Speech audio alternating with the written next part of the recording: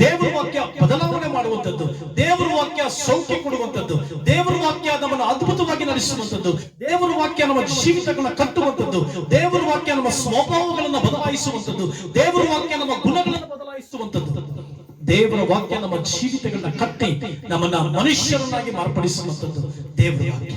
Hallelujah. ನಾನು ಇದನ್ನ ಮಾತನಾಡುವಂತ ದೈವಿಕ ಸಂದೇಶ ಪರಲೋಕದ 5 ಪುಸ್ತಕಗಳು. ಹಲ್ಲೆಲೂಯಾ. ಪರಲೋಕದ 5 ಪುಸ್ತಕಗಳು. ಪ್ರಿಯ ದೇವರ ಮಕ್ಕಳೇ, ಪ್ರಿಯ ದೇವ ಜನರೇ, ಈ ಲೋಕದಲ್ಲಿ ಅನೇಕ ಪುಸ್ತಕಗಳು, ಅನೇಕ ರೆಕಾರ್ಡಿಂಗ್ ಪುಸ್ತಕಗಳಿದೆ, ಅನೇಕ ರೆಕಾರ್ಡ್ ಆಗುವಂತ ಪುಸ್ತಕಗಳಿದೆ, ಅನೇಕ ಕಾರ್ಯಗಳಿದೆ, ಅನೇಕ ಅತಿಶಯಗಳಿದೆ. ಪ್ರಿಯ ದೇವರ ಮಕ್ಕಳೇ, ಇಲ್ಲಿ ನಾವು ದೇವರ ವಾಕ್ಯದಲ್ಲಿ ನೋಡ್ತೇವೆ ಪರಲೋಕದ 5 ಪುಸ್ತಕಗಳು. ನೀವು ಈ ಲೋಕದಲ್ಲಿ ಪಂಚಾಯಿತಿ ಆಫೀಸ್ಗೆ ಹೋಗಿ ಅಲ್ಲಿ ಕೂಡ ಪುಸ್ತಕಗಳಿರ್ತವೆ, ಬುಕ್ಸ್, ರಿಜಿಸ್ಟರ್ಡ್ ಬುಕ್ಗಳಿರ್ತವೆ. ಯಾವುದೇ ತಾಲೂಕು ಆಫೀಸ್ಗೆ ಹೋಗಿ ರಿಜಿಸ್ಟರ್ಡ್ ಬುಕ್ಗಳಿರ್ತವೆ. ನಿನ್ನ ಆಸ್ತಿ, ನಿನ್ನ ಮನೆ ಮಾತ್ರವಲ್ಲದೆ ನಿನಗೆ ಯಾವ ಸೈಟ್ ಇದೆ ಅದನ್ನೆಲ್ಲ ರೆಕಾರ್ಡ್ ಮಾಡೋದಕ್ಕೆ ಈ ದೇಶದಲ್ಲಿ, ಈ ಲೋಕದಲ್ಲಿ ಪುಸ್ತಕಗಳು ಬರೆದಿರಲ್ಪಟ್ಟಿರ್ತವೆ. ಮಾತ್ರವಲ್ಲದೆ ಅನೇಕ ಪುಸ್ತಕಗಳನ್ನ ಅನೇಕ ಕವಿಗಳು, ಅನೇಕ ಸಾಹಿತಿಗಳು, ಅನೇಕ ಜನರು ಪುಸ್ತಕಗಳನ್ನ ಬರೆದಿಟ್ಟಿದ್ದಾರೆ, ರೆಕಾರ್ಡ್ಗಳಿದೆ, ಅನೇಕ ರೆಕಾರ್ಡ್ಸ್ ಗಳನ್ನ ನಾವು ಕಾಣ್ತೇವೆ. ಅದೇ ರೀತಿಯಾಗಿ ನಾನು ಈ ದಿನ ಪರಲೋಕದ 5 ಪುಸ್ತಕಗಳ ಬಗ್ಗೆ ಮಾತನಾಡ್ತೇನೆ. There is 5 books in heaven that you must know about the books. You must know about the books. ನೀನು ಖಂಡಿತವಾಗಿ ಆ 5 ಪುಸ್ತಕಗಳ ಬಗ್ಗೆ ತಿಳ್ಕೊಳ್ಳಲೇಬೇಕು. ಪರಲೋಕದ ಆ 5 ಪುಸ್ತಕಗಳು ಬಹಳ ಪ್ರಾಮುಖ್ಯವಾದದ್ದು. ಪರಲೋಕದ ಆ 5 ಪುಸ್ತಕಗಳು ಅಪ್ರಮೇಯವಾದದ್ದು. ಪರಲೋಕದ ಆ 5 ಪುಸ್ತಕಗಳು ಉನ್ನತವಾದ ಪುಸ್ತಕಗಳು. ಆ ಪುಸ್ತಕಗಳ ಬಗ್ಗೆ ನೀನು ಇವತ್ತಿನ ದಿನ ತಿಳ್ಕೊಳ್ಳಲೇಬೇಕು. ಹಲ್ಲೆಲೂಯಾ. ಅದಕ್ಕೆ ಆಧಾರವಾಗಿ ತೆಗೆದುಕೊಂಡಿರುವಂತಹ ವೇದ ಭಾಗ ದಾನಿಯೇಲ 7ನೇ ಅಧ್ಯಾಯ 10ನೇ ವಚನ. ದಾನಿಯೇಲ 7ನೇ ಅಧ್ಯಾಯ 10ನೇ ವಚನದಲ್ಲಿ ಈ ರೀತಿ ಬರೆದಿದೆ.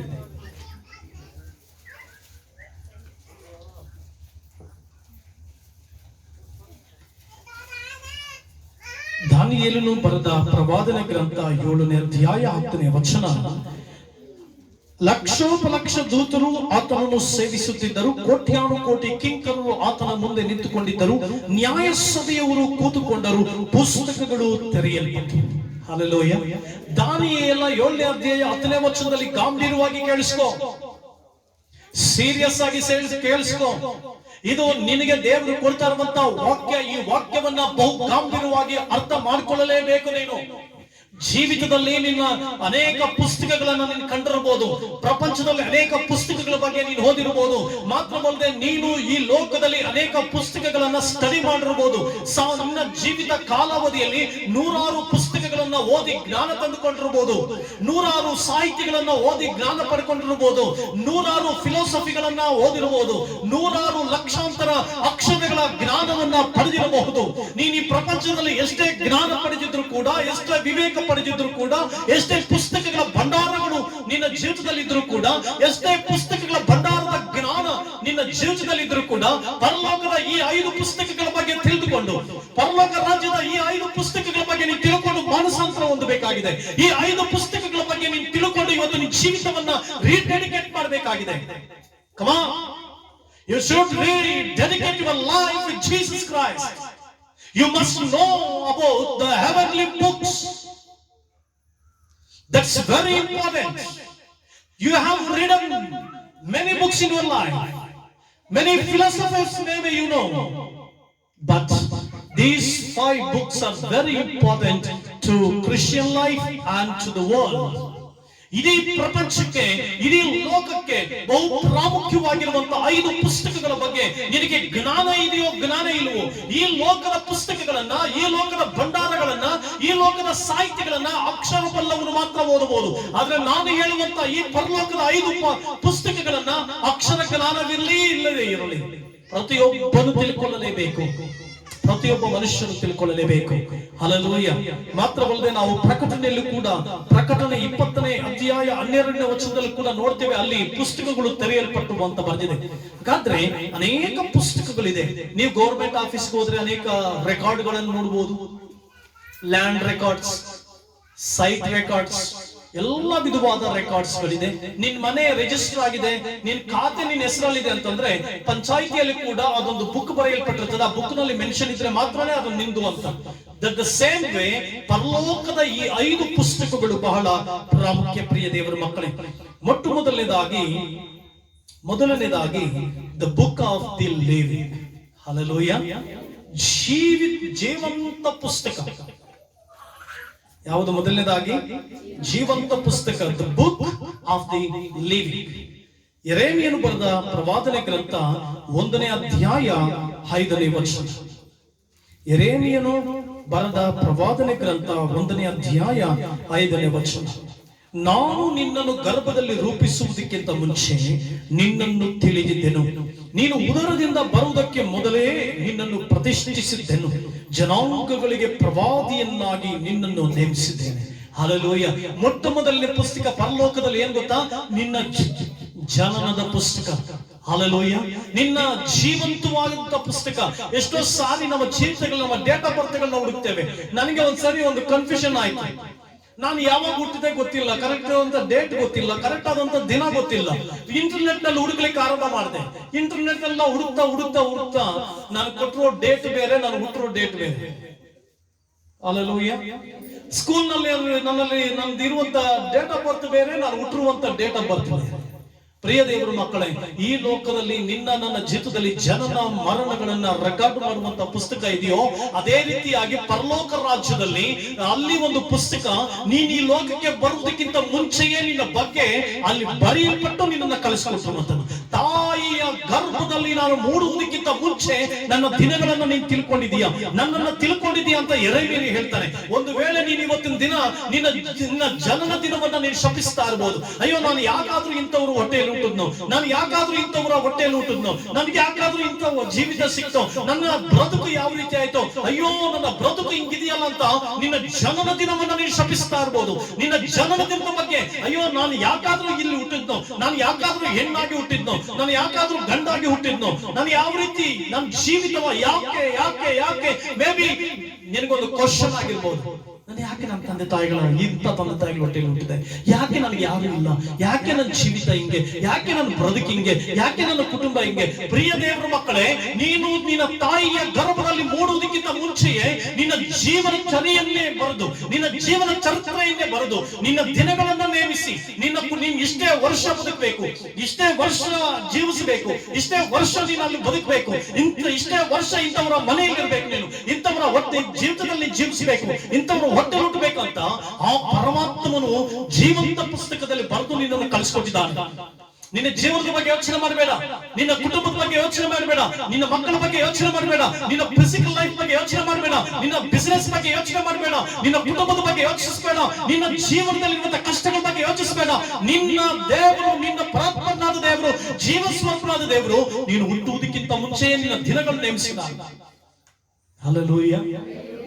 ಅಯ್ಯೋ ನಾನು ಬೇಗ ಸತ್ತೋಗ್ಬಿಡ್ತೀನೇನೋ, ಅಯ್ಯೋ ನನಗೆ ಏನ್ ಕಾಯಿಲೆ ಬಂದ್ಬಿಡುತ್ತೋ, ಅಯ್ಯೋ ನನಗೆ ಏನ್ ದರಿದ್ರ ಬಂದ್ಬಿಡುತ್ತೋ, ಅಯ್ಯೋ ನನಗೆ ಏನ್ ಸಮಸ್ಯೆ ಬಂದ್ಬಿಡುತ್ತೋ, ಅಯ್ಯೋ ನಾನು ಹಿಂಗೆ ಜೀವಿಸ್ತೇನೋ. No, don't worry. ತಾಯಿಯ ಗರ್ಭದಲ್ಲಿ ಹುಟ್ಟುವುದಕ್ಕಿಂತ ಮುಂಚೆಯೇ ಪರಲೋಕದ ಪುಸ್ತಕದಲ್ಲಿ the book of the living. It's very important.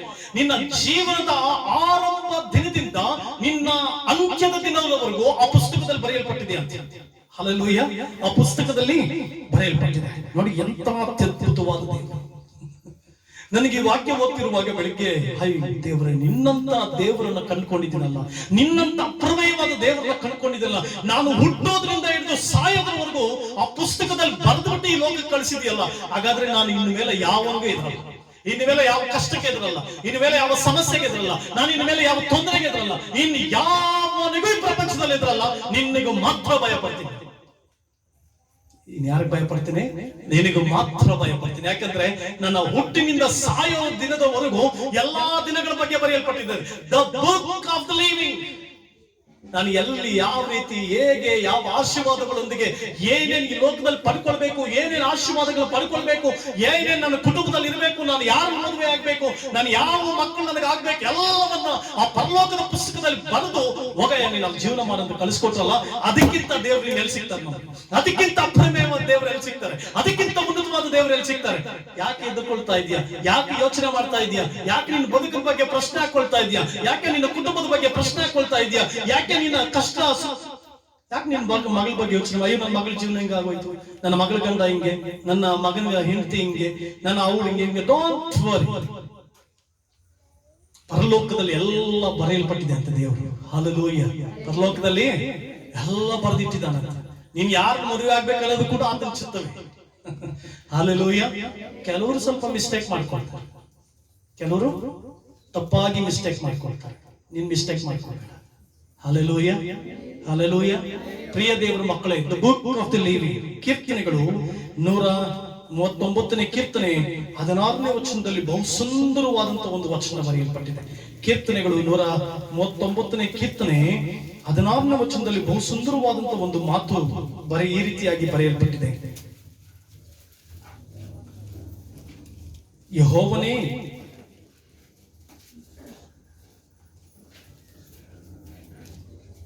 ನಾನು ಇನ್ನು ಕೇವಲ ಪಿಂಡವಾಗಿರುವಾಗ ನಿನ್ನ ಕಣ್ಣುಗಳು ನನ್ನನ್ನು ನೋಡಿದವು. ನನ್ನ ಆಯುಷ್ಕಾಲದ ಪ್ರಥಮ ದಿನವು ಪ್ರಾರಂಭವಾಗುವ ಮೊದಲೇ ಅದರ ಎಲ್ಲಾ ದಿನಗಳು ನಿನ್ನ ಪುಸ್ತಕದಲ್ಲಿ ಬರೆಯಲ್ಪಟ್ಟಿದೆ ಅಂತ. ಕ್ಲೀನಾಗಿ ಇನ್ನೊಂದ್ಸರಿ ಓದ್ತೀನಿ, ಕೇಳಿಸ್ಕೊಳ್ಳಿ. ವಾಕ್ಯ ಓದಿದಾಗ ನನ್ನ ಜೀವಿತದಲ್ಲಿ, ನನ್ನ ಬದುಕಿನಲ್ಲಿ ಅವ್ರು ಏನೇನು ನೇಮಿಸಿದಾರೋ ಅದನ್ನ ಪಡ್ಕೊಳ್ಳೋವರೆಗೂ ಈ ಲೋಕ ಬಿಟ್ಟವರು ಅವರಲ್ಲಿ ಬರೆದ್ಬಿಟ್ಟಿದ್ದಾರೆ, ಪರಲೋಕ ರಾಜ್ಯದಲ್ಲಿ ಬರೆದಿದ್ದಾರೆ. ಇಷ್ಟೇ ದಿವಸ ನೀನು ಈ ಲೋಕದಲ್ಲಿ ಇರ್ಬೇಕು ಮಗನೇ, ಇಷ್ಟೇ ದಿವಸ ಈ ಪ್ರಪಂಚದಲ್ಲಿ ಇರ್ಬೇಕು ಮಗನೇ.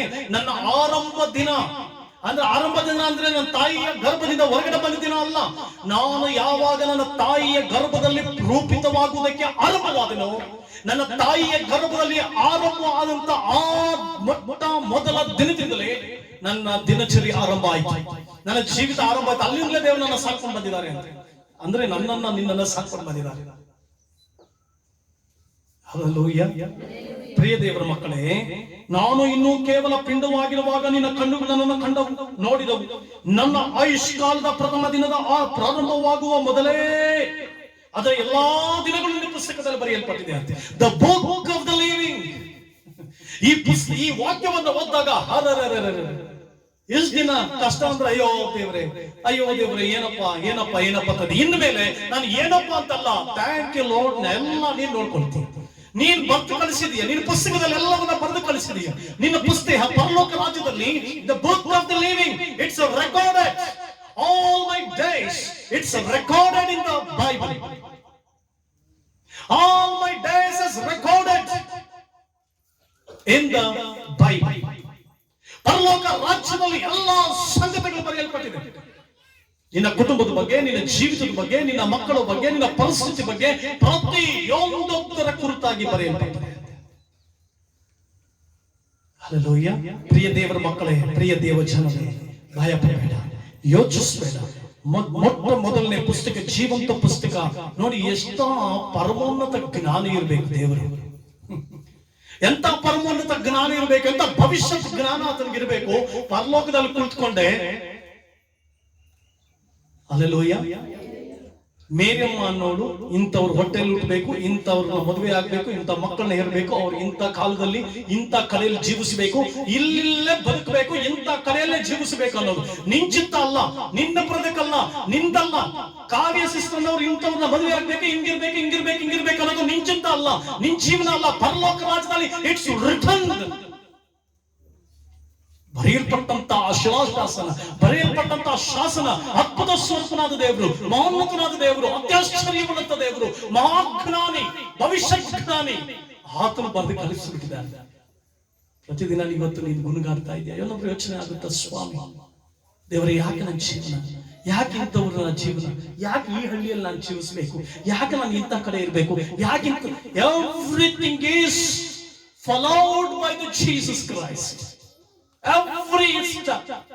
ಪ್ರತಿಯೊಂದು ಸತ್ಪುರುಷನ ಗತಿಸ್ಥಾಪನೆಯು ಯೆಹೋವನಿಂದಲೇ. ಎವ್ರಿ ಸ್ಟೆಪ್, ನೀನು ಇಡುವಂತ ಪ್ರತಿಯೊಂದೊಂದು ಸ್ಟೆಪ್ ಅದು ದೇವರಿಂದ ಆರಿಸಿಕೊಳ್ಳಲ್ಪಟ್ಟಿರುವಂತದ್ದು, ದೇವರಿಂದ ನೇಮಿಸಲ್ಪಟ್ಟಿರುವಂತದ್ದು. ಸೋತು ಹೋಗ್ಬೇಡ, ನಿರಾಶರಾಗಬೇಡ. ನಿನ್ ಜೀವಿತ ಅಯ್ಯೋ ನನಗೆ ಹೆಂಡತಿ ಇಲ್ಲ, ಅಯ್ಯೋ ನನಗೆ ಗಂಡ ಇಲ್ಲ, ಅಯ್ಯೋ ನನಗೆ ಅಮ್ಮ ಇಲ್ಲ, ಅಯ್ಯೋ ನನಗೆ ಅಪ್ಪ ಇಲ್ಲ, ಅಯ್ಯೋ ನನಗೆ ತಂಗಿ ಇಲ್ಲ, ಅಯ್ಯೋ ನನಗೆ ಅಣ್ಣ ಇಲ್ಲ. ವರಿ ಮಾಡಬೇಡ. ನೀನ್ ಪರಲೋಕ ರಾಜ್ಯದಲ್ಲಿ ಎಲ್ಲ ಶಿಲಾಶಾಸನವಾಗಿ ಬರೆಯಲ್ಪಟ್ಟಿದೆ. ಕರ್ತನು ಬರೆದು ಲೋಕ ಕಳಿಸಿದ್ದಾನೆ. ನಿನ್ನ ಪ್ರತಿಯೊಂದೊಂದು ಹೆಜ್ಜೆಯು ಆತ ನೇಮಿಸಲ್ಪಟ್ಟಂತದ್ದು, ಆತನೇ ನೋಡ್ಕೊಳ್ತಾನೆ. ಮೊದಲನೇ ಪುಸ್ತಕ ಜೀವಂತ ಪುಸ್ತಕ, the book of the living. Hallelujah. ಎಷ್ಟು ಸಂತೋಷ ಅಲ್ವಾ?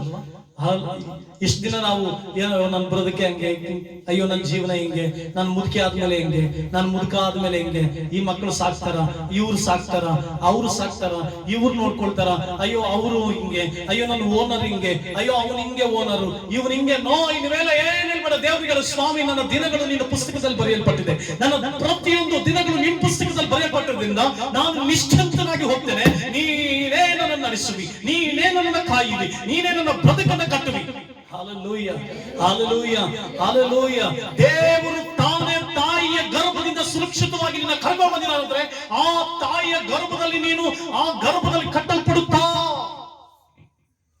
ತಾಯಿಯ ಗರ್ಭದಲ್ಲಿ ಕಟ್ಟಲ್ಪಡುತ್ತಿರುವಾಗಲೇ ಆಮೆನ್, ನೀನು ನಿನ್ನ ದಿನಗಳು ಬರೆಯಲ್ಪಟ್ಟಿದೆ. Hallelujah, hallelujah. ಇನ್ನು ಅಷ್ಟು ಕೇರ್ ತೆಗೆದುಕೊಳ್ಳುವಂತ ದೇವರು, ಅಷ್ಟು ಆ ಪುಸ್ತಕದಲ್ಲಿ ಬರೆದು ನಿನ್ನ ಕಳಿಸಿರುವಂತ ದೇವರು. ನೀನು ನಡೆಸೋದಿಲ್ವಾ? ನಿನ್ನ ಕಾಪಾಡೋದಿಲ್ವಾ? ನಿನ್ನ ಜೀವಿತವನ್ನು ಕಟ್ಟೋದಿಲ್ವಾ? ನಿನ್ನನ್ನ ಮುಂದುವರಿಸಿಕೊಂಡು ಹೋಗೋದಿಲ್ವಾ? ಮೊದಲನೇದಾಗಿ the book of the living, ಎರಡನೇದಾಗಿ ದ ಬುಕ್ ಆಫ್ ಲೈಫ್. ಅದೇ ದಾನಿಯೇಲ 12:1 ವಚನದಲ್ಲಿ ಬಂದಿದೆ. ದಾನಿಯೇಲ 12ನೇ ಅಧ್ಯಾಯ 1ನೇ ವಚನದಲ್ಲಿ ಈ ರೀತಿ ಬಂದಿದೆ. ಯಾರಿಗಾದ್ರೂ ಸಿಕ್ಕಿದ್ರೆ ಈ ವಚನವನ್ನು ಓದ್ಬೋದು. ದಾನಿಯೇಲ 12ನೇ ಅಧ್ಯಾಯ 1ನೇ ವಚನ ಅಲ್ಲಿ ಬರೆದಿದೆ, ಆಗ ನಿನ್ನ ಜನರೊಳಗೆ ಯಾರ ಹೆಸರುಗಳು ಜೀವಬಾಧ್ಯರ ಪಟ್ಟಿಯಲ್ಲಿ ಸಿಕ್ಕುವವೋ ಅವರೆಲ್ಲರೂ ರಕ್ಷಿಸಲ್ಪಡುವರು. The second book of heaven is the book of life. ಇದು ಜೀವಬಾಧ್ಯರ ಪುಸ್ತಕ. ನೀನು ಆ ಪರಲೋಕ ರಾಜ್ಯದಿಂದ ಈ ಲೋಕಕ್ಕೆ ಬಂದ ಮೇಲೆ ಪರಲೋಕ ರಾಜ್ಯದಿಂದ ಆ ರೆಕಾರ್ಡ್ ಪುಸ್ತಕದಲ್ಲಿ ಬರೆಯಲ್ಪಟ್ಟು ನಿನ್ನ ದಿನಗಳಲ್ಲೆಲ್ಲ ನೀನು ಇಷ್ಟೇ ದಿನ ಬದುಕಬೇಕು, ಇದೇ ಕೆಲಸ ಮಾಡಬೇಕು, ಇದೇ ಜೀವಿಸಬೇಕು, ಎಲ್ಲ ನೇಮಿಸಿ ಕಳಿಸಿಕೊಟ್ಟಿದ್ದಾನೆ. ಎರಡನೇದಾಗಿ ನೀನು ಲೋಕಕ್ಕೆ ಬಂದ ಮೇಲೆ ನಿನ್ನ ಜೀವಿತದಲ್ಲಿ ನಾವು ದಾರಿ ತಪ್ಪಿ ಹೋಗ್ತೇವೆ, ದೇವರಿಂದ ದೂರ ಹೋಗ್ತೇವೆ. ಕೊನೆಗೆ ಈ ಜೀವಬಾಧ್ಯರ ಪಟ್ಟಿಯಲ್ಲಿ ತಿರುಗಿ ನಿನ್ನ ಹೆಸರು ಪರಲೋಕ ರಾಜ್ಯದಲ್ಲಿ ಬರೆಯಲ್ಪಡಬೇಕು. ತಿರುಗಿ ಜೀವಬಾಧ್ಯರ ಪಟ್ಟಿಯಲ್ಲಿ ನಿನ್ನ ಹೆಸರು ಬರೆಯಲ್ಪಡಬೇಕು. ಜೀವಬಾಧ್ಯರ ಪಟ್ಟಿಯಲ್ಲಿ ನಿನ್ನ ಹೆಸರು ಇಲ್ಲದೆ ಹೋದ್ರೆ ನಿನ್ಗೆ ಪರಲೋಕ ಪ್ರವೇಶ ಇಲ್ಲ, ಪರಲೋಕ ರಾಜ್ಯಕ್ಕೆ ಹೋಗ್ಲಿಕ್ಕೆ ಆಗಲ್ಲ. ಪರಲೋಕದಿಂದ ನಾವು ಬಂದ್ಬಿಟ್ಟಿದ್ದೇವೆ. ಸಾಮಾನ್ಯವಾಗಿ ನಾವು ಬೇರೆ ದೇಶಕ್ಕೆ ಹೋಗ್ಬೇಕಾದ್ರೆ ಪಾಸ್ಪೋರ್ಟ್ ಇರಬೇಕು. ಪಾಸ್ಪೋರ್ಟ್ ಇದ್ರೆ ಮಾತ್ರ ಸಾಲದು. ನಮ್ಗೆ ಪಾಸ್ಪೋರ್ಟ್ ಸಿಕ್ಕಿದೆ, ನಾವು ಪರಲೋಕ ರಾಜ್ಯದಿಂದ ಈ ಲೋಕಕ್ಕೆ ಬಂದಿದ್ದೇವೆ, ನಮ್ಗೆ ಪಾಸ್ಪೋರ್ಟ್ ಸಿಕ್ಕಿದೆ. ಪಾಸ್ಪೋರ್ಟ್ ಸಿಕ್ಕಿದ್ರೆ ಮಾತ್ರ ಸಾಲದು ಬೇರೆ ದೇಶಕ್ಕೆ ಹೋಗ್ಲಿಕ್ಕೆ. ಬೇರೆ ದೇಶಕ್ಕೆ ಹೋಗ್ಬೇಕಾದ್ರೆ ವೀಸಾನು ಇರಬೇಕು. ಹಲ್ಲೆಲೂಯಾ. ಎಷ್ಟೋ ಜನರು ಪಾಸ್ಪೋರ್ಟ್ ಇಟ್ಕೊಂಡಿದ್ದೇವೆ, ಎಷ್ಟೋ ಜನರು ಪಾಸ್ಪೋರ್ಟ್ ನಲ್ಲಿ ಜೀವಿಸ್ತಾ ಇದ್ದೇವೆ. ನಿನ್ ಪಾಸ್ಪೋರ್ಟ್ ಇದ್ರೆ ಮಾತ್ರ ಸಾಲದು. ನೀನ್ ಬೇರೆ ದೇಶಕ್ಕೆ ಹೋಗ್ಬೇಕಾದ್ರೆ you need to have visa. Visa ಇದ್ರೆ ಮಾತ್ರನೇ ಬೇರೆ ದೇಶಕ್ಕೆ ಹೋಗ್ಲಿಕ್ಕೆ ಸಾಧ್ಯ. ಅದೇ ರೀತಿಯಾಗಿ ಪರಲೋಕದ ಪುಸ್ತಕದಲ್ಲಿ ಬರೆಯಲ್ಪಟ್ಟು ನಾವೆಲ್ಲರೂ ಕೂಡ ಪಾಸ್ಪೋರ್ಟ್ ಉಪಾಧಿಯಲ್ಲಿ ಅಲ್ಲಿಂದ ಇಲ್ಲಿಗೆ ಬಂದಿದ್ದೇವೆ. ಪಾಸ್ಪೋರ್ಟ್ ಮಾಡಿಸ್ಕೊಂಡು ಬಂದಿದ್ದೇವೆ ಇಲ್ಲಿಗೆ. It's A passport. ಈಗ ನಿನಗೆ ಜೀವಬಾಧ್ಯರ ಪುಸ್ತಕದಲ್ಲಿ ನಿನ್ನ ಹೆಸರು ಬರೆಯಲ್ಪಡಬೇಕು. ಜೀವಬಾಧ್ಯರ ಪುಸ್ತಕದಲ್ಲಿ ದ ಬುಕ್ ಆಫ್ ಲೈಫ್, ಜೀವಬಾಧ್ಯರ ಪುಸ್ತಕದಲ್ಲಿ ಆ ಪುಸ್ತಕದಲ್ಲಿ ಪ್ರತಿಯೊಬ್ಬರ ಹೆಸರುಗಳು ಬರೆಯಲ್ಪಡಬೇಕು. ಪ್ರತಿಯೊಬ್ಬ ಮನುಷ್ಯ ಯಾರ್ಯಾರು ಈ ಪ್ರಪಂಚಕ್ಕೆ ಬಂದಿದ್ದಾನೋ, ಈ ಲೋಕಕ್ಕೆ ಬಂದಿದ್ದಾನೋ, ತಾಯಿಯ ಗರ್ಭದಿಂದ ಯಾವ್ಯಾವ ಮನುಷ್ಯ ಈ ಲೋಕಕ್ಕೆ ಬಂದಿದ್ದಾನೋ ಅವನು ಪ್ರತಿಯೊಬ್ಬ ಮನುಷ್ಯನಿಗೂ ಜೀವಬಾಧ್ಯರ ಪಟ್ಟಿಯಲ್ಲಿ ಹೆಸರು ಬರೆಯಲ್ಪಡಬೇಕು. ಜೀವಬಾಧ್ಯರ ಪಟ್ಟಿಯಲ್ಲಿ ಹೆಸರಿಲ್ಲದೆ ಹೋದ್ರೆ ನೀನು ಮತ್ತೆ ಹೋಗ್ಲಿಕ್ಕೆ ಸಾಧ್ಯ ಇಲ್ಲ. You need to have visa. Without visa you cannot enter the country. I'm not speaking about the India, but I'm speaking about the alliance countries. ನೀನ್ ಬೇರೆ ದೇಶಕ್ಕೆ ಹೋಗ್ಬೇಕಾದ್ರೆ you must have visa. US ಗೆ ಹೋಗ್ಬೇಕಾ ನಿನ್ಗೆ ವೀಸಾ ಬೇಕು. Hallelujah. ಹಾಗಾದ್ರೆ ಪರಲೋಕ ರಾಜ್ಯಕ್ಕೆ ಹೋಗ್ಬೇಕಾದ್ರೆ ವೀಸಾ ಯಾವ್ದು ಗೊತ್ತಾ? ಅದೇ ಜೀವಬಾಧ್ಯರ ಪುಸ್ತಕ. ಜೀವಬಾಧ್ಯರ ಪುಸ್ತಕದಲ್ಲಿ ನಿನ್ನ ಹೆಸರು ಬರೆಯಲ್ಪಟ್ಟಿರಬೇಕು. ಯಾವ ರೀತಿ ಬರೆಯಲ್ಪಡ್ತದೆ ಜೀವಬಾಧ್ಯರ ಪುಸ್ತಕ? ಮೊಟ್ಟ ಮೊದಲನೇದಾಗಿ ಮೋಶೆ ವಿಮೋಚನಾ ಕಾಂಡದಲ್ಲಿ ಜೀವಬಾಧ್ಯರ ಪುಸ್ತಕದ ಬಗ್ಗೆ ಬರೆಯಲ್ಪಡ್ತಾನೆ. 32ನೇ ಅಧ್ಯಾಯದಲ್ಲಿ ಈ ರೀತಿ ಬರುತ್ತದೆ. ವಿಮೋಚನ ಕಾಂಡ 32ನೇ ಅಧ್ಯಾಯದಲ್ಲಿ ದೇವರಿಗೂ ಮೋಶೆಗೂ ಒಂದು ವಾದ ವಿವಾದ ನಡೀತಿರುವಾಗ, ವಾದ ವಿವಾದ ಅನ್ನೋದಕ್ಕಿಂತ ದೇವರಿಗೂ ಮೋಶೆಗೂ ಮಧ್ಯೆ ದೇವರೇ ಈ ಜನರು ನಾಶ ಮಾಡಬೇಡ ಅನ್ನುವಂತ ಕಾರುಣ್ಯವುಳ್ಳಂತ ಪ್ರೀತಿ ಬಾಂಧವ್ಯದ ಮಾತುಕತೆ ನಡೀತಿರುವಾಗ ಮೋಶೆ ಹೇಳ್ತಾನೆ, ಸ್ವಾಮಿ ಇವರನ್ನು ನೀನು ನಾಶ ಮಾಡಿದ್ರೆ ನನ್ನ ಹೆಸರನ್ನ ಜೀವಬಾಧ್ಯರ ಪಟ್ಟಿಯನ್ನು ತೆಗೆದುಬಿಡು ಅಂತ. ಜೀವಬಾಧ್ಯರ ಪಟ್ಟಿಯಲ್ಲಿ ಆ ಪುಸ್ತಕದಲ್ಲಿ ಪ್ರತಿಯೊಬ್ಬೊಬ್ಬರ ಹೆಸರು ಬರೆಯಲ್ಪಡಿದೆ. ಹೇಗೆ ಸಾಧ್ಯ?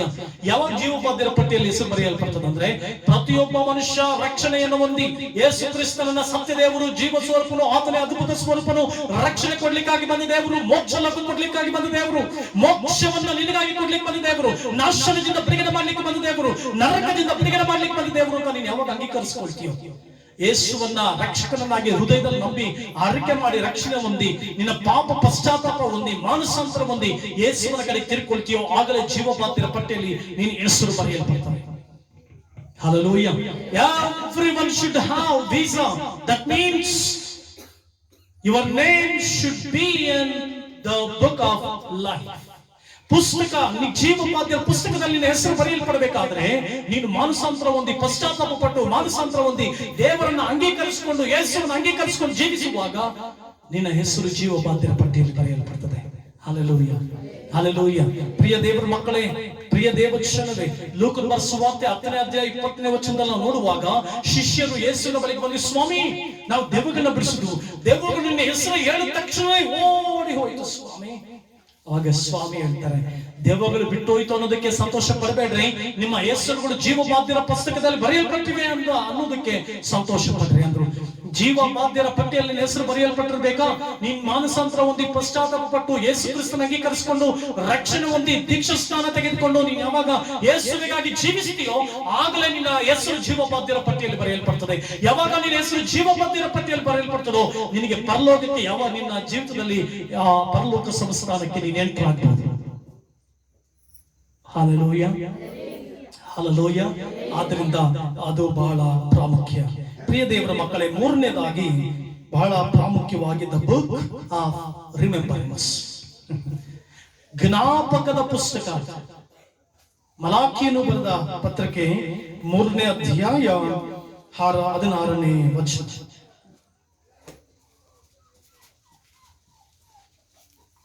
ಮಲಾಕಿಯ 3ನೇ ಅಧ್ಯಾಯ 16ನೇ ವಚನ.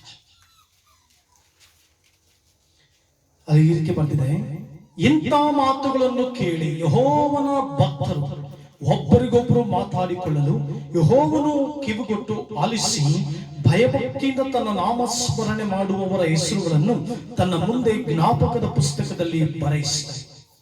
3ನೇ ಪುಸ್ತಕ ದ ಬುಕ್ ಆಫ್ ರಿಮೆಂಬರೆನ್ಸ್, ಜ್ಞಾಪಕದ ಪುಸ್ತಕ. ಹಲ್ಲೆಲೂಯಾ. ಜ್ಞಾಪಕದ ಪುಸ್ತಕ ಅಂದ್ರೆ ಬಹಳ ಪ್ರಾಮುಖ್ಯವಾಗಿ ಪ್ರಿಯ ದೇವರ ಮಕ್ಕಳೇ, ಇಸ್ರಾಯೇಲ್ಯರು ಅವಿಧೇಯರಾಗ್ತಾ ಇದ್ರು. ಈ ಮಲಾಕಿಯನ ಪುಸ್ತಕದಲ್ಲಿ ಇಸ್ರಾಯೇಲ್ಯರು ಭಯಭಕ್ತಿಯಿಂದ ದೇವರ ನಾಮಸ್ಮರಣೆ ಮಾಡಿ ತಮ್ಮ ದಶಮಾಂಶ ಕಾಣಿಕೆಗಳನ್ನ ದೇವಾಲಯಕ್ಕೆ ತರೋ ಬದಲು ಏನ್ ಮಾಡ್ತಾ ಇದ್ರು? ಅವಿಧೇಯರಾಗ್ತಾ ಇದ್ರು. ದೇವರಿಗೆ ಭಯಭಕ್ತಿ ಇರಲಿಲ್ಲ, ಅವಿಧೇಯತೆಯಿಂದ ಕೊಡ್ತಾ ಇದ್ರು. ದೇವರ ಆವತ್ತಿನ ಯೆರೂಸಲೇಮಿನ ದೇವಾಲಯಕ್ಕೆ ತರಬೇಕಾಗಿದ್ದಂತ ದಶಮಾಂಶ ಕಾಣಿಕೆಗಳನ್ನ ತೆಗೆದುಕೊಂಡು ಬರದೆ ಅವ್ರು ಏನ್ ಮಾಡ್ತಾ ಇದ್ರು? ಅವಿಧೇಯರಾಗಿ ಜೀವಿಸ್ತಾ ಇದ್ರು.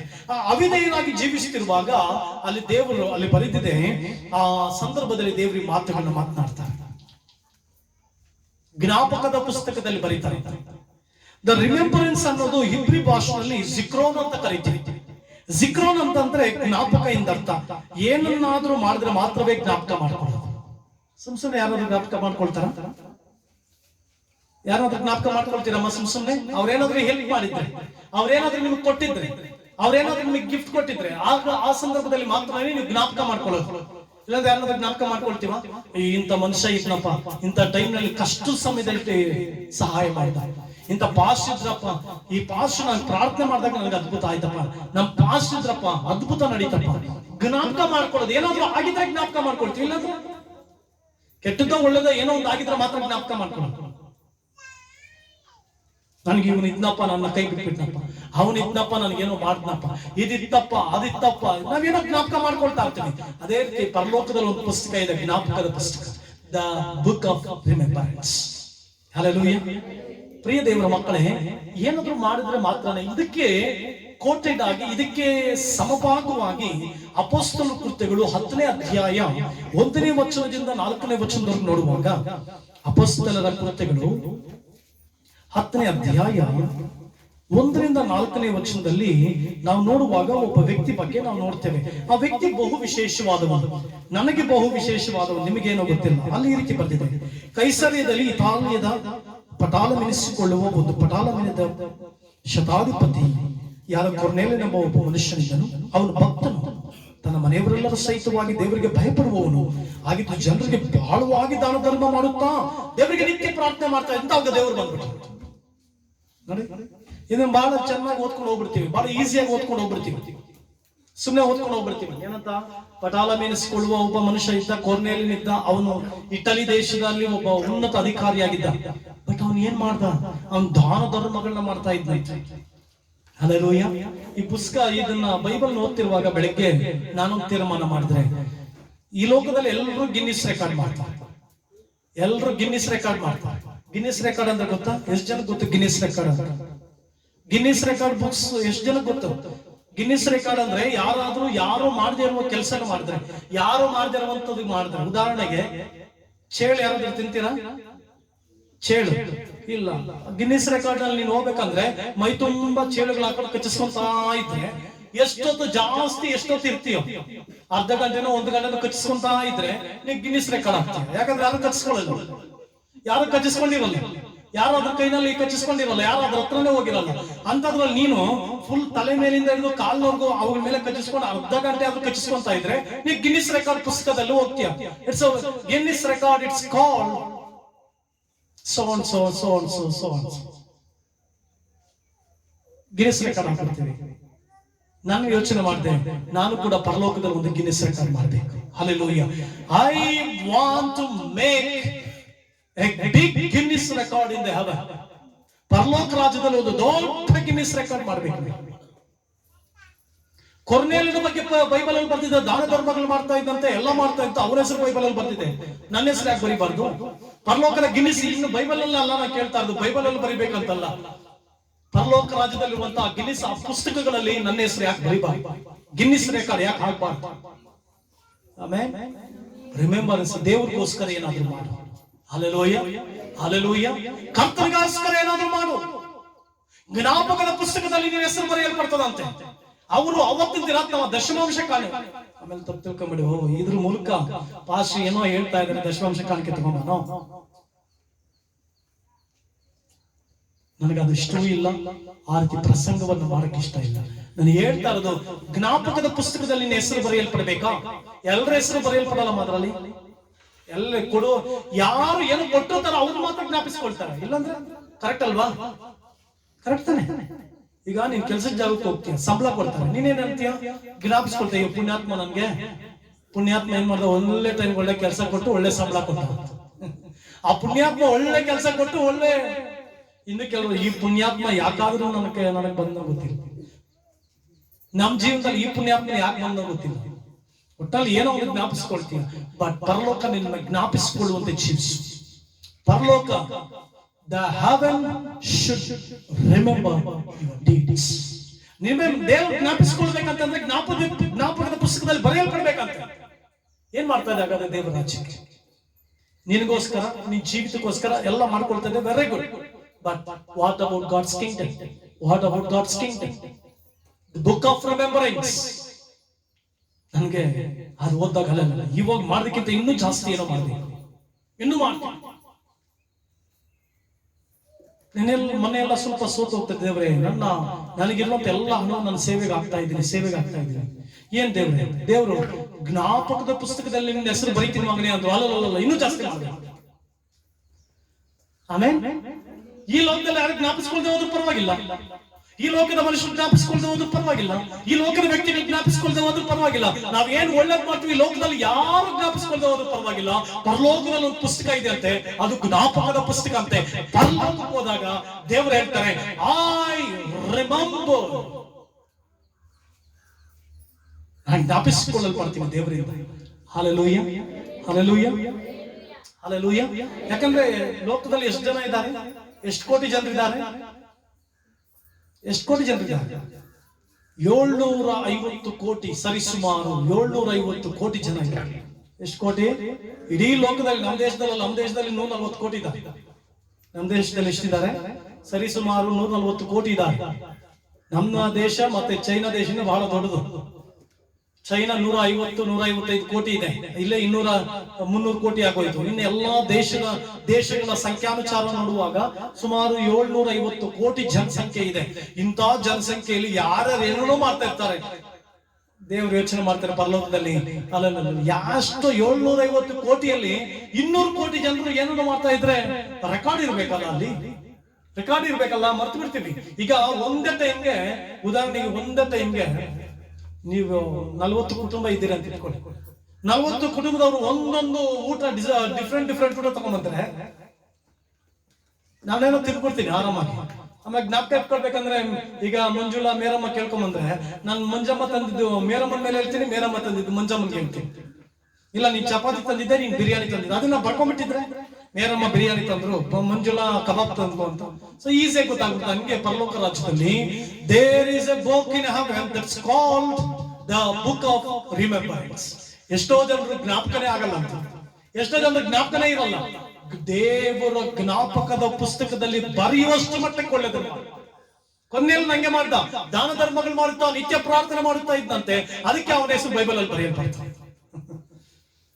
ಹಲ್ಲೆಲೂಯಾ. ಕರ್ತನಿಗಾಗಿ ಏನಾದ್ರೂ ಮಾಡು, ಕರ್ತನ ರಾಜ್ಯಕ್ಕಾಗಿ ಏನಾದ್ರೂ ಮಾಡು, ಯೇಸುವಿಗಾಗಿ ಏನ್ ಮಾಡು. ಈ ಲೋಕದಲ್ಲಿ 70 ವರ್ಷ ಅಮ್ಮಮ್ಮ ಅಂದ್ರೆ 80 ವರ್ಷ. ಈಗಿನ ಕಾಲದಲ್ಲಿ 45ಕ್ಕೆ ಕೊಡಕಂದ್ಬಿಡ್ತಾರೆ. ಏನೋ ಸ್ವಲ್ಪ ಮುದ್ದೆಗಿದೆ ತಿನ್ಕೊಂಡ್ರೆ ಒಂದು 70-80 ವರ್ಷ ಇರ್ತೀವಿ. 40 ವರ್ಷ ಆಗಕ್ಕಿಲ್ಲ, ಅವಾಗ್ಲೇ ಕೈ ನೋವು, ಕಾಲು ನೋವು, ತಲೆನೋವು. ನಿನ್ನ ಜೀವಿತದಲ್ಲಿ ಪರಲೋಕ ರಾಜ್ಯದಲ್ಲಿ ಜ್ಞಾಪಕಾರ್ಥವಾಗಿ ಬರೆಯಲ್ಪಡಬೇಕಾ? ನಿನ್ನ ಕೃತ್ಯಗಳು ಜ್ಞಾಪಕಾರ್ಥವಾಗಿ ಬರೆಯಲ್ಪಡಬೇಕಾ? ಜ್ಞಾಪಿಸಿಕೊಳ್ಳಲ್ಪಡಬೇಕಾ? Do it something for God's kingdom. ಯಾವುದನ್ನು ದೇವರು ಮರ್ತೋಗುವ ಕಾರ್ಯ ಮಾಡಬೇಡ, ದೇವರು ಜ್ಞಾಪಿಸ್ಕೊಳ್ಬೇಕು. ಪರಲೋಕ ರಾಜ್ಯಕ್ಕೆ ಹೋದಾಗ ಫ್ಯಾಮಿಲಿಯರ್ ಆಗಿರ್ಬೇಕು ಪರಲೋಕ ರಾಜ್ಯ. ಜ್ಞಾಪಕದ ಪುಸ್ತಕದಲ್ಲಿ ನಿನಗೆ ಜ್ಞಾನ ಇದೆಯಾ? ಜ್ಞಾನವನ್ನು ದೇವರಿಗಾಗಿ ಯೂಸ್ ಮಾಡು. ನಿನಗೆ ವಿವೇಕ ಇದೆಯಾ? ದೇವರಿಗಾಗಿ ಯೂಸ್ ಮಾಡು. ನಿನಗೆ ತಲಾಂತ್ ಇದೆಯಾ? ದೇವರಿಗಾಗಿ ಯೂಸ್ ಮಾಡು. ದೇವರು ನಿನಗೆ ಆಶೀರ್ವಾದ ಕೊಟ್ಟಿದ್ದಾನ? ದೇವರಿಗಾಗಿ ಕೊಡು. Give to the God's kingdom. If God bless you, ದೇವರನ್ನ ಯಾವುದ್ರಲ್ಲಿ ಯಾವ್ಯಾವ ಕಾರ್ಯಗಳಲ್ಲಿ ಆಶೀರ್ವಾದ ಮಾಡ್ತಾನೋ ಆ ಆಶೀರ್ವಾದವನ್ನ ಕರ್ತನ ರಾಜ್ಯಕ್ಕಾಗಿ ಕೊಡು. ನಿನ್ನ ಹೆಸರು ಬರೆಯಲ್ಪಡ್ತದೆ. ಪ್ರಿಯ ದೇವರ ಮಕ್ಕಳೇ, ಪ್ರಿಯ ದೇವರ ಮಕ್ಕಳೇ, ನಮ್ಮ ಹೆಸರು ಪರಲೋಕದ ಜ್ಞಾಪಕದ ಪುಸ್ತಕದಲ್ಲಿ ಬರೆಯಲ್ಪಟ್ಟಿರಬೇಕು. ಹಲ್ಲೆಲೂಯಾ. ಯಾಕೆ ಬರೆಯಲ್ಪಡ್ತದೆ? ಸುಮ್ಮನೆ ಬರೆದ್ಬಿಟ್ಟು ಹಂಗೆ ಬಿಡ್ತಾರ? ಅಹಷ್ವೇರೋಷ್ ರಾಜನಾಗಿರ್ತಾನೆ. ರಾಜನಾಗಿರುವಂತ ಸಂದರ್ಭದಲ್ಲಿ ಮೊರ್ದೆಕೈ ಗೇಟ್ ಹತ್ರ ಇರ್ತಾನೆ, ಅರಮನೆ ಗೇಟ್ ಹತ್ರ ಇರ್ತಾನೆ. ಅಲ್ಲಿ ಯಾರೋ ಒಬ್ರು ಸ್ವಲ್ಪ ಈ ರಾಜನ ವಿರುದ್ಧವಾಗಿ ಏನೋ ಕುತಂತ್ರ ಮಾಡ್ಬಿಡ್ತಾನೆ. ರಾಜನ ಕೊಂದಾಕ್ಬಿಡೋಣ, ರಾಜನ ಸಾಯಿಸ್ಬಿಡೋಣ. ಈ ಮೊರ್ದೆಕೈ ಏನ್ ಮಾಡ್ಬಿಡ್ತಾನೆ, ರಾಜನಿಗೆ ವಿಷಯ ತಿಳಿಸ್ತಾನೆ, ನೋಡು ಈ ತರ ನಡೀತಾ ಇದೆ. ಅದು ಎಂಕ್ವೈರಿ ಆಗುತ್ತೆ. ಆ ಎಂಕ್ವೈರಿ ಆದಾಗ ಸತ್ಯ ಅಂತ ಗೊತ್ತಾದ್ಮೇಲೆ ಅವ್ರನ್ನ ರಾಜ ಸಾಯಿಸ್ಬಿಡ್ತಾನೆ. ಅವಾಗ ಜ್ಞಾಪಕದ ಪುಸ್ತಕದಲ್ಲಿ ಬರೆದ್ರಂತ ರಾಜರು ಅವ್ರಿಗೆ ಯಾರು ಏನೇ ಮಾಡಿದ್ರು, ಯಾಕಂದ್ರೆ ಮತ್ತೆ ಬಿಡ್ತಾರಲ್ವಾ, ಅದಕ್ಕೆ ರಾಜರು ಏನೇ ಮಾಡಿದ್ರು ಆಗಿನ ಕಾಲದಲ್ಲಿ ಒಂದು ಪುಸ್ತಕದಲ್ಲಿ ಬರೆದಿರಲ್ಪಡ್ತಾ ಇದ್ದಾರೆ. ಉದಾಹರಣೆಗೆ ಸುಮಿತ್ರ ಶಿಸ್ತು ಒಬ್ಬ ರಾಜ ಇರ್ತಾನೆ ಅಂತ ತಿಳ್ಕೊಳ್ಳಿ. ಆ ರಾಜನಿಗೆ ಏನೋ ಇಷ್ಟವಾದಂತ ಒಂದು ಊಟ ಇರುತ್ತೆ. ಅವರ ಗಂಡನ ಜೊತೆ ರಾಜನ ಹೋಗಿ ಇಷ್ಟವಾದ ಊಟ ಮಾಡ್ಕೊಂಡು ಅದನ್ನು ಬರೆದಿರ್ತಾ ಇದ್ದಾರೆ. ಇಂಥ ದಿನ ಇಂಥ ಕುಟುಂಬ ಯಾರು ಸುಮಿತ್ರ ಮತ್ತು ರವಿಕುಮಾರ್ ಅನ್ನೋರು ನನಗೆ ರುಚಿಕರವಾದ ಅಡಿಗೆ ತಂದಿಟ್ರು ಅಂತ ಬರ್ದಿಟ್ಬಿಡ್ತಾರೆ. ಬರ್ದಿಟ್ಬಿಟ್ಟು ಅದನ್ನ ಸ್ಮರಿಸ್ತಾರಂತೆ. ಆಗಿನ ಕಾಲದಲ್ಲಿ ಸ್ಮರಿಸ್ತಾ ಇದ್ರು ಅಂದ್ರೆ ಆ ಬುಕ್ ಅನ್ನು ತರಿಸ್ಕೊಂಡು ಓದ್ತಾ ಇದ್ರು. ಓದ್ತಾ ಅವ್ರಿಗೆ ಏನಾದ್ರು ಪ್ರೇರಣೆ ಆದ್ರೆ, ಏನಾದ್ರು ಒಳ್ಳೇದ್ ಮಾಡ್ಬೇಕಂದ್ರೆ ಆ ಕುಟುಂಬನ ಕರ್ಸ್ಬಿಟ್ಟು ಒಳ್ಳೇದ್ ಮಾಡ್ತಾ ಇದ್ರು. ಕುಟುಂಬನ ಕರ್ಸ್ಬಿಟ್ಟು ಒಳ್ಳೇದ್ ಮಾಡ್ತಾ ಇದ್ರು. ಅದೇ ರೀತಿ ಪರಲೋಕದಲ್ಲಿ ಒಂದು ಪುಸ್ತಕ ಇದೆ, ಜ್ಞಾಪಕಾರ್ಥದ ಪುಸ್ತಕ. ಏನಕ್ಕೆ? ಸುಮ್ಮನೆ ಅಲ್ಲ. ನೆಬೂಕದ್ನೆಚ್ಚರ್ ಆಯ್ತು, ಬರ್ತಿದ್ದೆಲ್ಲ ಆಯ್ತು. ಅದಾದ್ಮೇಲೆ ಒಂದಿನ ರಾಜನಿಗೆ ನಿದ್ದೆ ಬರಲಿಲ್ಲ.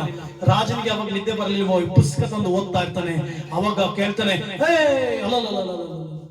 ಈ ಅಹಷ್ವೇರೋಷ್ ರಾಜನಾದ ನನಗೆ ಈ ಮೊರ್ದೆಕೈ ಅನ್ನುವಂಥವನು ಒಂದು ಒಳ್ಳೆ ಕೆಲಸ ಮಾಡ್ಬಿಟ್ಟಿದ್ದಾನೆ, ಅವನಿಗೇನು ಕೊಡ್ಲಿಲ್ವಾ ಅಂದಾಗ ಇವ್ರು ಹೇಳ್ತಾರೆ, ರಾಜನ ಆಸ್ಥಾನದಲ್ಲಿದ್ದವ್ರು ಹೇಳ್ತಾರೆ, ಇಲ್ಲ ರಾಜ ಏನು ಕೊಡ್ಲಿಲ್ಲ ಅಂದಾಗ ಸಮಯದಲ್ಲಿ ಅವನಿಗೆ ರಾಜ ಮರ್ಯಾದೆ ಕೊಡಲ್ಪಡ್ತದೆ. ರಾಜ ಮರ್ಯಾದೆ ಯಾಕೆ ಜ್ಞಾಪಕದ ಪುಸ್ತಕದಲ್ಲಿ ಬರೀತಾರೆ ಅಂದ್ರೆ, 4ನೇದಾಗಿ the book of reward. Book of reward ಅಂದ್ರೆ ಪ್ರತಿಫಲದ ಪುಸ್ತಕ. ಪ್ರತಿಫಲದ ಪುಸ್ತಕ ಇದೆ ಅಂತ. ಜ್ಞಾಪಕದ ಪುಸ್ತಕದಲ್ಲಿ ಬರೆಯಲ್ಪಟ್ಟ ಮೇಲೆ ಏನೇನು ಪ್ರತಿಫಲ ಕೊಟ್ಟೆ, ಯಾರ್ಯಾರಿಗೆ ಯಾವ ಪ್ರತಿಫಲ ಕೊಟ್ಟೆ ಅಂತ ಅದೊಂದು ಪುಸ್ತಕ ಇದೆ ಅಂತ. ಅದಕ್ಕೆ ದೇವ್ರು ನೋಡಿ, ನಾನು 11 ವರ್ಷ ಸೇವೆ ಮಾಡಿದೆ, 11 ವರ್ಷ ನನ್ನ ಜೀವಿತದಲ್ಲಿ ಯಾರು ಜ್ಞಾಪಿಸಿಕೊಳ್ಳಿಲ್ಲ, 11 ವರ್ಷ ಬೇಷ್ ಅಂತ ಹೇಳಿಲ್ಲ, 11 ವರ್ಷ ಟಾಯ್ಲೆಟ್ ತೊಳೆದೆ, 11 ವರ್ಷ ಕಸ ಗುಡಿಸಿದೆ, 11 ವರ್ಷ ಯಾವ ಮೆಚ್ಕೊಳ್ಳದೆ ಹೋಗ್ಲಿ, ಬೇಷ್ ಅಂತ ಹೋಗ್ಲಿ, ಕಷ್ಟಪಟ್ಟು ಸೇವೆ ಮಾಡಿದೆ.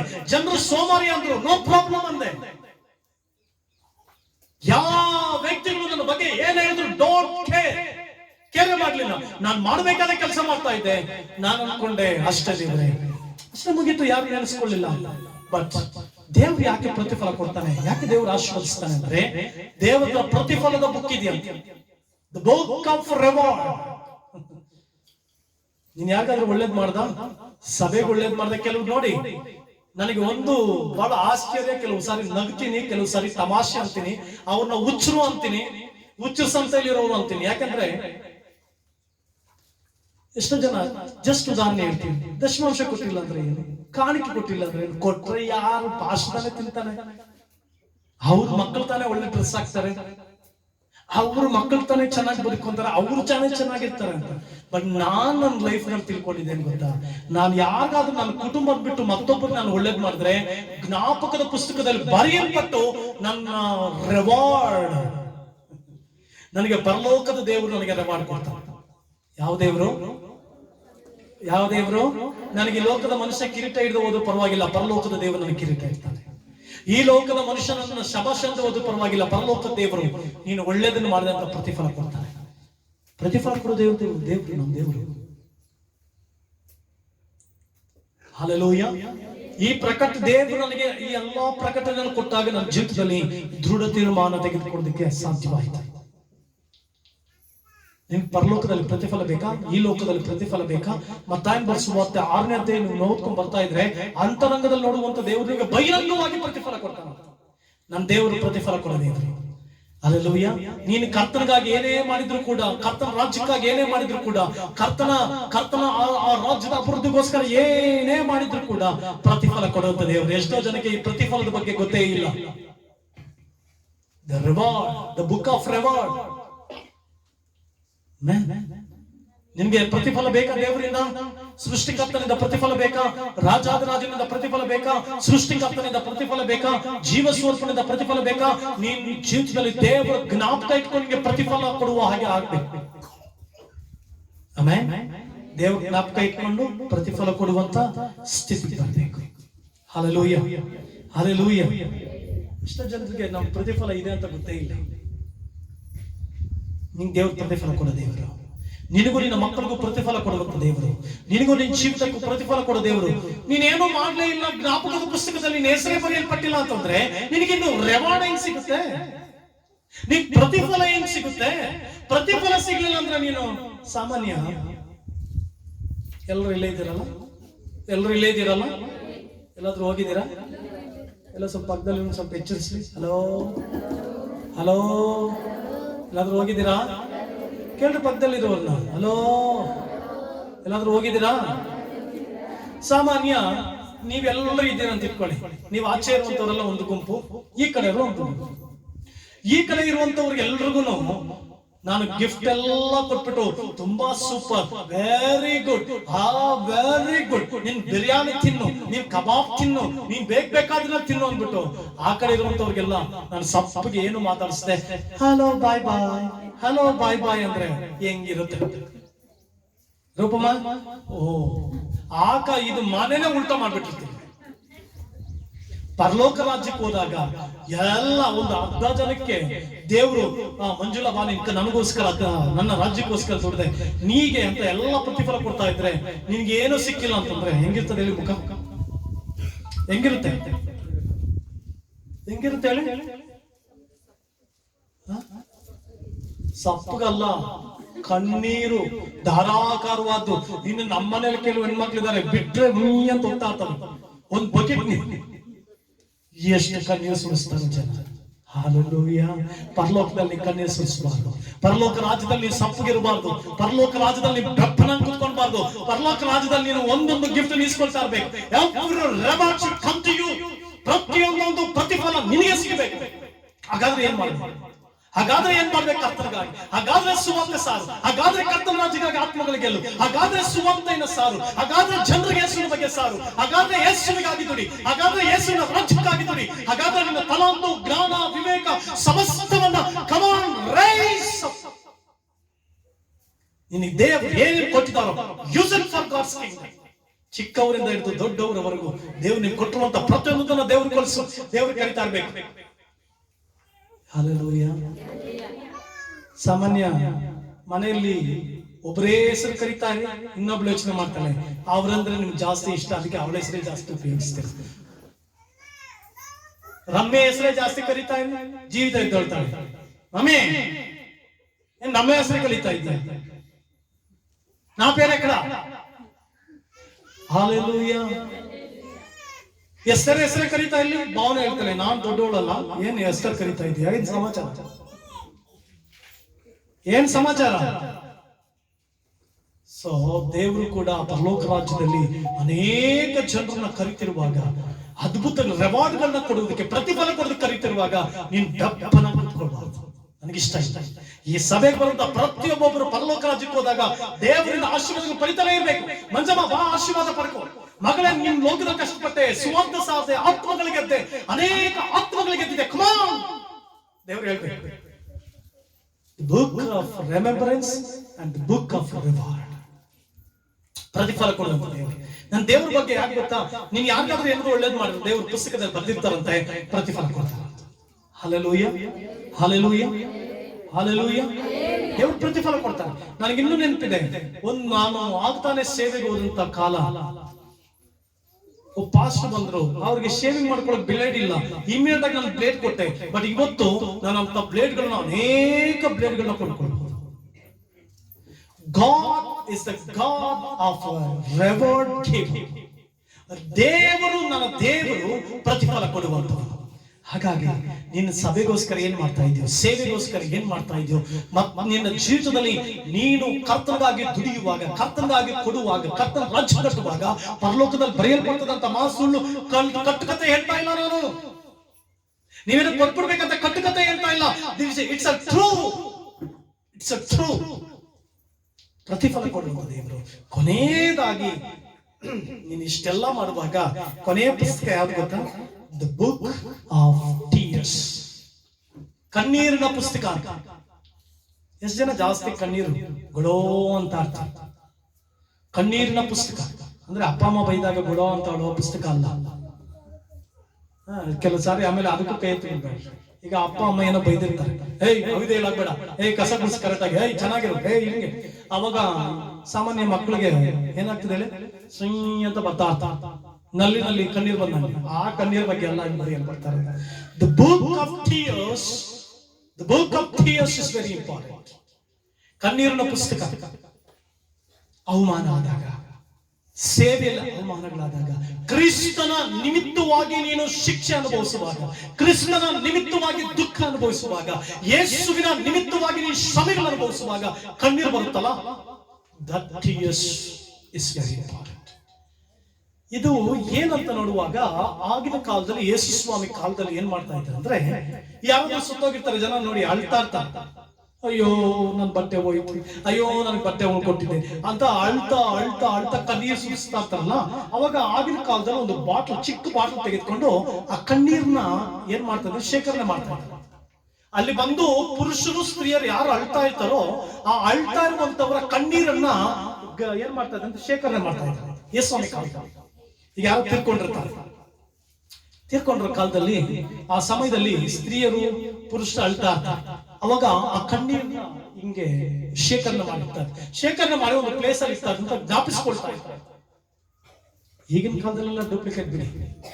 ಅಳೋದಕ್ಕೆ ಅಂತ ದುಡ್ಡು ಕೊಟ್ಟು ಕಳಿಸ್ತಾರೆ. ಪಾಪ ಅಳಕ್ಕೆ ಮಕ್ಕಳ ಕೈನಲ್ಲಿ ಅಳಕ್ ಆಗಲ್ಲ, ಅದಕ್ಕೆ ದುಡ್ಡು ಕೊಟ್ಟು ಕಳಿಸ್ತಾರೆ. ಈ ತಮಿಳ್ನಾಡಿಗೆ ಹೋದ್ರೆ ಅಯ್ಯೋ ಪೋಯ್ಟಿಯಾ ಪಾತಿ, ಅಯ್ಯೋ ಪೋಯ್ಟಿಯಾ, ದುಡ್ಡು ಕೊಟ್ಟು ಕಳ್ಸಿರ್ತಾರೆ. ಕಣ್ಣೀರ ಬರಲ್ಲ, ಕುಡಿದು ಬಿಟ್ಟಿರ್ತಾರೆ, ಚೆನ್ನಾಗಿ ದುಡ್ಡು ತಗೊಂಡು ಕುಡಿದು ಬಿಟ್ಟಿರ್ತಾರೆ. ಅಯ್ಯೋ ಪಾಟಿ ನನಗೆ ಏನಕ್ಕೆ ಇದು ಕೊಡ್ತೀಯೇ, ಅಯ್ಯೋ ಪಾಟಿ ಏನಕ್ಕೆ ಇದು ಕೊಡ್ತೀಯೇ, ಅಯ್ಯೋ ಮಾಮಾ ನೀ ಇದು ಕೊಡ್ತೀಯ. ದುಡ್ಡು ಕೊಟ್ಟು ಕರ್ಕೊಂಡ್ ಬಂದಿರ್ತಾರೆ, ಅಳ್ತಾ ಅಂತ ಡೂಪ್ಲಿಕೇಟ್ ಕಣ್ಣೀರಲ್ಲ. ಯೇಸು ಸ್ವಾಮಿ ಕಾಲದಲ್ಲಿ ಲಿಟ್ರಲ್ ಆಗಿ ಅಳ್ತಾ ಇದ್ರು. ಅವಾಗ ಕಣ್ಣೀರನ್ನ ಶೇಖರಣೆ ಮಾಡಿ ಇಡ್ತಾ ಇದ್ದಾರೆ. ಅದೇ ರೀತಿ ದಾವೀದ ಹೇಳ್ತಾನೆ, ದಾವೀದನು ತನ್ನ ಪುಸ್ತಕದಲ್ಲಿ ಕೀರ್ತನೆ 56ನೇ ಕೀರ್ತನೆ 8ನೇ ವಚನದಲ್ಲಿ ಬಹು ಸುಂದರವಾಗಿ ಬರೀತಾ ಇದ್ದಾರೆ. ಕೀರ್ತನೆಗಳು 56ನೇ ಕೀರ್ತನೆ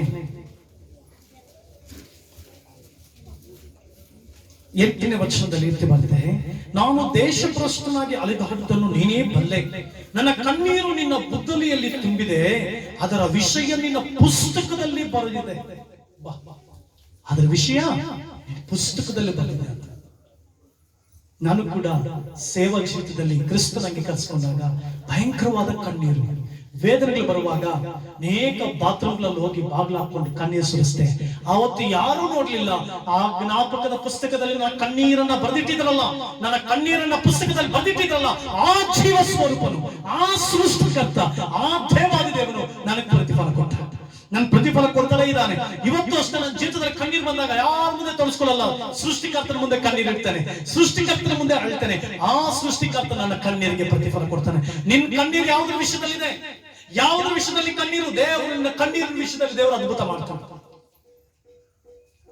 ಆಮೇಲೆ ಡೂಪ್ಲಿಕೇಟ್ ಕಣ್ಣಿಗೆಲ್ಲ ನನ್ನ ಮನೇಲಿ ಒಬ್ಳಿದ್ದಾಳೆ, ಅಂತ ಆಡ್ತಾಳೆ, ಕಣ್ಣೀರು ಬರ್ತಾ ಇರ್ತಾಳೆ. ಅವಾಗ ನಾನು ಇದು ಏನು ಸಂತೈಸಲ್ಲ, ಮೆಲ್ಲಗೆ ಹತ್ರ ಹೋಗ್ಬಿಟ್ಟು ಒಂದ್ ತಮಾಷೆ ಮಾಡ್ಬಿಟ್ರೆ ಕೀ ಅಂತ ನಗದ್ಬಿಡ್ತಾಳೆ. ಆ ಕಣ್ಣೀರಿಗೆಲ್ಲ ಬೆಲೆ ಇಲ್ಲ, ಆ ಕಣ್ಣೀರು ಶೇಖರಣೆ ಆಗಲ್ಲ, ಆ ಕಣ್ಣೀರು ಅಪ್ಪ ಅಮ್ಮ ಜೋಬ್ನಲ್ಲಿ ಇರ್ತಾರೆ. The tears which we shed should not be a fake. Our tears should be a genuine. Our tears should be a reason. Then God will put it in a bottle and He will write in His book. Then He will gain reverence. 2 ವರ್ಷಗಳು 20ನೇ ಅಧ್ಯಾಯದಲ್ಲಿ ಹಿಜ್ಕೀಯ ರಾಜನು ಅಳ್ತಾನೆ, ನಾನು ನಂಬಿಗಸ್ತನಾಗಿದ್ದಲ್ಲ, ನೀನ್ ನೋಡ್ದಲ್ಲ. ಆಗ ದೇವರು ಹೇಳ್ತಾರೆ, ನಾನು ನಿನ್ನ ಕಣ್ಣೀರನ್ನ ಒರೆಸಿದ್ದೇನೆ, ನಾನು ನಿನ್ನ ಕಣ್ಣೀರನ್ನು ಒರೆಸಿದ್ದೇನೆ. ಅದಕ್ಕೆ ನನ್ನ ಮೊಟ್ಟ ಮೊದಲನಾಗಿ ನಾನು ವಿಸಿಟಿಂಗ್ ಕಾರ್ಡ್ ಮಾಡಿದಾಗ ನಾನು ಹೇಳ್ದೆ, the days of the mourn will be end. ನೀನ್ ದುಃಖಿಸುವ ದಿನಗಳು ಕೊನೆಗಾಣುವುದು. ಯಾವಾಗ ನೀನ್ ದುಃಖಿಸುವ ದಿನಗಳು ಕೊನೆಗಾಣುತ್ತವೆ? When ನಿನ್ನ ಕಣ್ಣೀರು ರೀಸನ್ ಆಗಿದ್ದಾಗ, ನಿನ್ನ ಕಣ್ಣೀರು ದೇವರಿಗೆ ಮೆಚ್ಚುಗೆ ಆದಾಗ, ಕಣ್ಣೀರು ಬುದ್ದಲಿಯಲ್ಲಿ ಹಾಕಲ್ಪಡ್ತದಂತೆ, ಪುಸ್ತಕದಲ್ಲಿ ಬರೆಯಲ್ಪಡ್ತದಂತೆ, ಪ್ರತಿಫಲ ಸಿಗುತ್ತೆ. ಪ್ರಿಯ ದೇವರ ಮಕ್ಕಳೇ, ಪ್ರಿಯ ದೇವ ಜನರೇ, 5 ಪುಸ್ತಕಗಳ ಬಗ್ಗೆ ನಾವು ನೋಡ್ತೀವಿ. ಆ 5 ಪುಸ್ತಕ ಬಹುಶ್ರೇಷ್ಠವಾದ. ಆ ಪುಸ್ತಕ ಏನಪ್ಪ ನಗು, ಕಾಮಿಡಿ ಸೀನ್ ಕಳಿಸ್ಬೇಕಾ, ಏನೋ ತೆಗಿಯಂಗಿದ್ಯಾ ನೋಡಿ, ಏನಾದ್ರು ಕಾಮಿಡಿ ಫಿಲಂ ತೆಗಿತೀಯ ಥಿಯೇಟರ್ಗೆ ಹಾಕೋಣ. ನಿನ್ನ ನನ್ನ ಜೀವಿತದಲ್ಲಿ, ನಿನ್ನ ನನ್ನ ಬದುಕಿನಲ್ಲಿ ಈ 5 ಪುಸ್ತಕಗಳು ಬಹಳ ಪ್ರಾಮುಖ್ಯ. ನೀನು ರೆಕಾರ್ಡ್ ಮಾಡಿದ್ರೆ ಅನೇಕ ಜನರು ಗಿನ್ನಿಸ್ ರೆಕಾರ್ಡ್ ಮಾಡ್ತಿದ್ದಾರೆ. ಅನೇಕ ಪುಸ್ತಕಗಳನ್ನ ತಮ್ಮ ಹೆಸರು ಬಿಡಬೇಕು ಅಂತ ಬಾಡಿ ಬಿಲ್ಡರ್ ಮಾಡ್ತಾ ಇದ್ದಾರೆ. ಯಾವನೋ ಒಬ್ಬ ಯೋಚನೆ ನಾನು ನೋಡ್ತಾ ಇದ್ದೆ, ಒಬ್ಬ ಫುಲ್ ಎಲ್ಲ ಏನ್ ಪ್ಯಾಕಪ್ಪ, ಎಲ್ಲಿದ್ದಾನೆ ಸುರೇಶ್, ಏನ್ ಪ್ಯಾಕಪ್ಪ, ಅವನ್ ಯಾರು ಏನೋ ಹಿಂಗಂದ್ರೆ ಹಿಂದಗಡೆ ಬಲೂನ್ ತರ ಉತ್ಕೊಳ್ಳೋದು, ಏನಾದ್ರು ಹಿಂದಗಡೆ ಬಲೂನ್ ತರ ಉತ್ಕೊಳ್ಳೋದು, ಪ್ಯಾಂಟ್ ಶರ್ಟ್, ಅವನ್ ಹಿಂಗಂದ್ರೆ ಹಿಂದಗಡೆ ಬಲೂನ್ ತರ ಉತ್ಕೊಳ್ತಾ ಇತ್ತು. ಒಬ್ಬ ಹಿಂಗಂದು ಇನ್ನೇನ್ ಹಿಂಗೆ ಸ್ಟ್ರೆಂತ್ ತೋರಿಸ್ಬೇಕು, ಏನೋ ಪ್ಯಾಕ್ ತೋರಿಸ್ತಾ ಹಿಂಗಂದ, ಸಡನ್ ಆಗಿ ಉಸಿರು ಹೋಯ್ತು, ದಬಕ್ ಅಂತ ಬಿದ್ದೋದು. ಎಷ್ಟೋ ಜನ ರೆಕಾರ್ಡ್ ಮಾಡ್ಲಿಕ್ಕೆ ಹೋಗ್ತಾ ಇದೀವಿ, ಪ್ರಪಂಚದಲ್ಲಿ ರೆಕಾರ್ಡ್ ಮಾಡ್ಲಿಕ್ಕೆ ಹೋಗ್ತಾ ಇದೀವಿ. ಕ್ರೈಸ್ತ ದೇವ ಮಕ್ಕಳಾಗಿರುವಂತ ನಾವು, ಕ್ರಿಸ್ತನ ಜನರಾಗಿರುವಂತ ನಾವು, ಯೇಸುವಿನ ಮಕ್ಕಳಾಗಿರುವಂತ ನಾವು ಯಾಕೆ ಆ ಪರಲೋಕದ 5 ಪುಸ್ತಕಗಳಲ್ಲಿ ನಾವ್ಯಾಕೆ ರೆಕಾರ್ಡ್ ಮಾಡಬಾರ್ದು? ನಾವ್ಯಾಕೆ ರೆಕಾರ್ಡ್ ಗಿನ್ನಿಸ್ ರೆಕಾರ್ಡ್ ಮಾಡಬಾರ್ದು? ಯಾಕೆ ರೆಕಾರ್ಡ್ ಬ್ರೇಕ್ ಮಾಡಬಾರ್ದು? ಆ ಪರಲೋಕದ 5 ಪುಸ್ತಕಗಳಲ್ಲಿ ನಾವ್ಯಾಕೆ ನಮ್ಮ ಹೆಸರು ಬರೆಯಲ್ಪಡಬಾರ್ದು? ನಾವ್ಯಾಕೆ ಅದ್ಭುತಕರವಾದ ರೀತಿಯಲ್ಲಿ ಜೀವಿಸಬಾರ್ದು? ನಾವ್ಯಾಕೆ ಮಹೋನ್ನತ ರೀತಿಯಲ್ಲಿ ಜೀವಿಸಬಾರ್ದು? 5 ಪುಸ್ತಕಗಳು ನಮ್ಮ ಹೆಸರು ಯಾಕೆ 1 ಸರಿ 10 ಸರಿಯಾಗಿ ಬರೆಯಲ್ಪಡಬಾರ್ದು? ನಾವ್ಯಾಕೆ ತೀರ್ಮಾನ ತೆಗೆದುಕೊಳ್ಬಾರ್ದು? ನಾವ್ಯಾಕೆ ತೀರ್ಮಾನ ತೆಗೆದುಕೊಳ್ಬಾರ್ದು? ದೇವರೇ, 5 ಪುಸ್ತಕಗಳನ್ನು ನಾನು ಕೂಡ ರೆಕಾರ್ಡ್ ಆಗ್ತೀನಿ. ನಾವ್ಯಾಕೆ ಮಾಡಬಾರ್ದು? ಸಮಯವಿರಲಾಗಿ ಎಲ್ಲರಿಗೂ ಒಳ್ಳೆಯದನ್ನು ಮಾಡೋಣ.